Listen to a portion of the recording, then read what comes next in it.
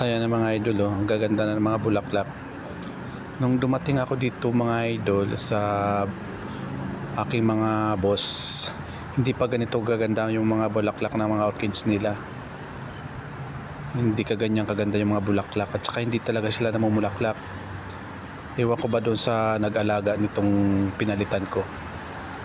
Ang ginawa ko mga idol, yung hugas bigas, yun ang pinangdidilig ko. Ayan, ang gaganda ng bulaklak. Simula nung dinidiligan ko siya palagi ng mga hugas bigas, namulaklak na siya, at saka parang tumaba na yung mga ano nila, yung mga tangkay nila, yung katawan ng orchids. Ayan, ang gaganda na ng mga bulaklak mga idol, oh. Kaya tuwang-tuwa yung amo ko nung makita niya na namumulaklak na yung mga orchids niya. Tuwang-tuwa yung boss ko. Ayan, ang ganda na. Halos lahat namumulaklak na. Ang ganda pagtingnan.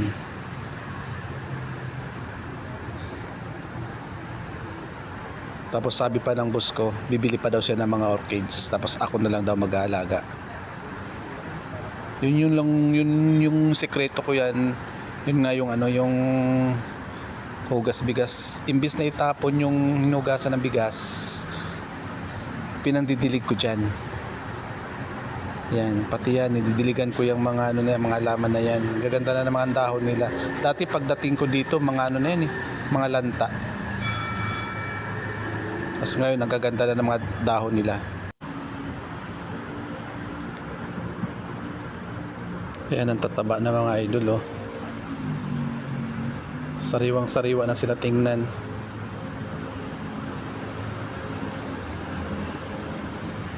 Yan, dinidiligan ko yan sa tabi ng mga pinto. Tapos yan, ito, ang dami ng mga bagong sibol na mga ano mga idol, oh. Bagong sibol. Simula nang dinidiligan ko sila ng ano, ng hugas bigas. Ayan, oh. Yan. May mga bagong sibol na siya.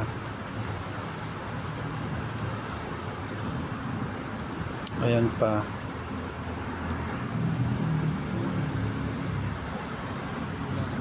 Yan, pagdating ko dito, akala ko mamamatay na yung puno na yan, eh. Ngayon, ang ganda na.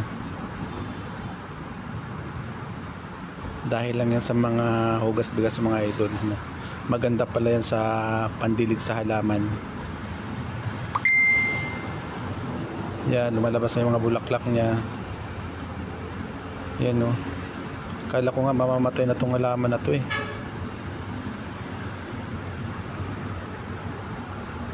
Ngayon ano na, medyo gumaganda na.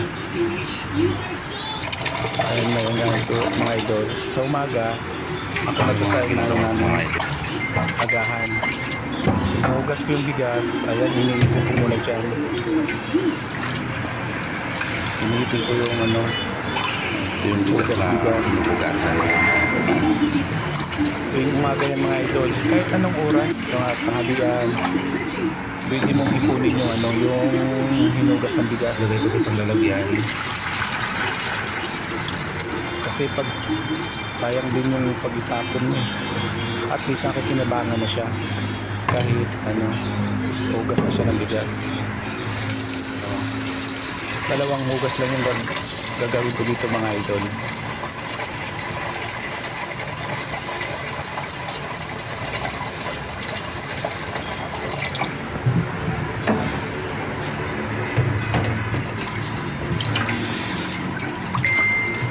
Sa nakikinabangan pa rin natin yung tubig. Sayang naman itapon, di pandilig mo lang sa halaman.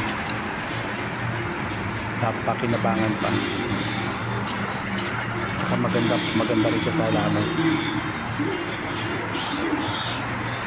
Ganyan lang.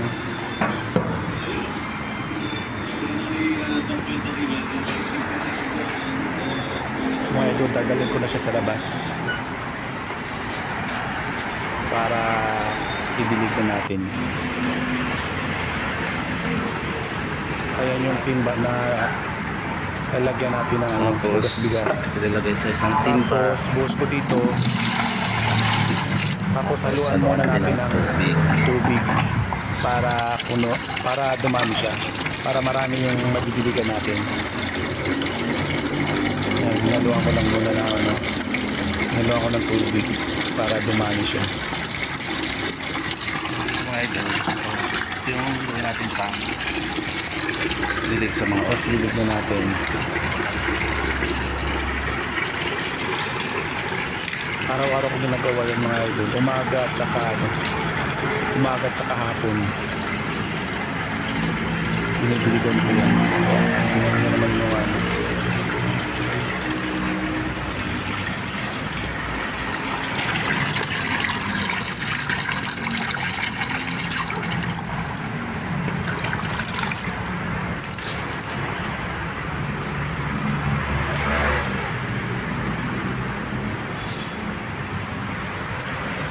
Yan yung ginagawa ko mga idol para lalo pang gumanda yung mga ano.